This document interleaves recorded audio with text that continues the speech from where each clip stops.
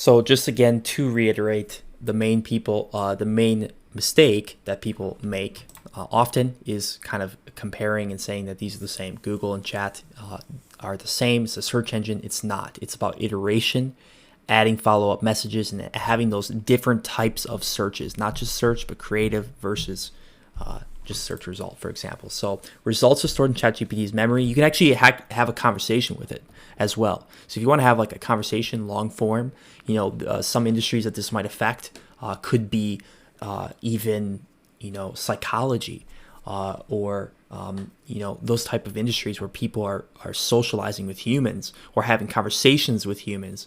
It can have those type of conversations as well. So as soon as we can train these models to be a little bit more specific on customized training, which I think will happen this year, we'll see things like call centers being completely automated and stuff like that. So that is coming. It's very, very, very soon.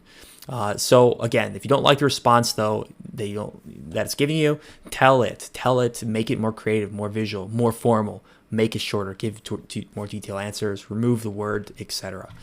So that's again, don't forget that, I'm not a search, I'm an assistant.